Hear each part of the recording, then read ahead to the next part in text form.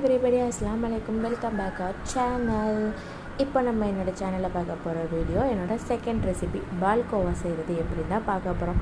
என்னடா பால்கோவா ரெசிபியெல்லாம் ஒரு வீடியோவாக போட்டுட்ருக்கிறான்னு நினைக்கிறவங்க இந்த வீடியோவை தயவு செஞ்சு ஸ்கிப் பண்ணிக்கோங்க. இப்போ வாங்க வீடியோக்குள்ளே போகலாம். இப்போ நான் பால்கோவா பண்ணுறதுக்கு 1.5 லிட்டர் பால் எடுத்துருக்கேன். கண்டிப்பாக பால்கோவா பண்ணுறதுக்கு அடிக்கனமான பாத்திரம் தான் எடுக்கணும், இல்லாட்டி பால் கீழே கொஞ்சம் அடிப்பிடிச்ச மாதிரி போயிடும். ஓகேவா? அதுக்கப்புறம் பால்கோவாவில் ஃபுல்லாக அடிப்பிடிச்ச ஸ்மெல் வர ஆரம்பிச்சிடும். இப்போது பாத்திரத்தில் பாலை ஊற்றி நல்லா கொதிக்க விடணும். நல்லா கொதித்து இந்த மாதிரி பாலாடை வரப்போ அந்த பாலாடையை ஃபுல்லாக உள்ளே நல்லா எடுத்து விடுங்க. பால்கோவாவுக்கு ரொம்ப முக்கியமான விஷயமே இந்த பாலாடை தான். இதுதான் டிப் 1. நல்லா பால் கொதிச்சு வரப்போ பாலாடையை ஃபுல்லாக உள்ளே எடுத்து விட்டுட்டே இருக்கணும். இந்த மாதிரி ஒரு ஸ்டேஜ் நல்லா பால் வற்றி இந்த மாதிரி ஸ்டேஜ் வந்ததுக்கப்புறம் தான் இதில் சுகர் ஆட் பண்ணணும். உங்கள் டேஸ்ட்டுக்கு தக்கன சுகர் ஆட் பண்ணிக்கோங்க. பால் ஊற்றின உடனேவோ இல்லை பால் கொதிச்சுக்கிட்டு வந்த உடனேவோ சுகர் போடக்கூடாது. இந்த மாதிரி ஸ்டேஜில் தான் சுகர் போடணும். இதுதான் டிப் 2.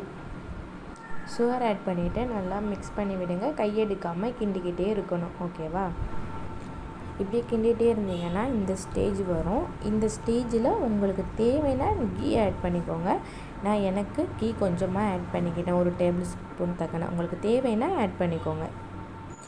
ஆட் பண்ணிவிட்டு நல்லா மிக்ஸ் பண்ணி விட்டுருங்க. மிக்ஸ் பண்ணிவிட்டு திருப்பி கையெடுக்காமல் கிண்டிக்கிட்டே இருக்கணும். டிப் 3 நான் இப்போ சொல்கிறேன். பால் சேர்க்கையில் பாலில் தண்ணி சேர்க்கவே கூடாது. ஒரு சில பேர் பால் ஊற்றிட்டு அந்த பால் பேக்கெட்டை அலசி அந்த தண்ணிலாம் ஊற்றுவாங்க. அப்படிலாம் ஊற்றவே கூடாது. இப்படியே கையெடுக்காமல் கிண்டிக்கிட்டே இருந்தோன்னா இந்த ஸ்டேஜ் கிடைக்கும். இந்த ஸ்டேஜில் ஸ்டவ்வை ஆஃப் பண்ணிவிட்டு ஒரு நெய்த்தரவன பாத்திரத்தில் இதை அப்படியே மாற்றி வச்சுருங்க.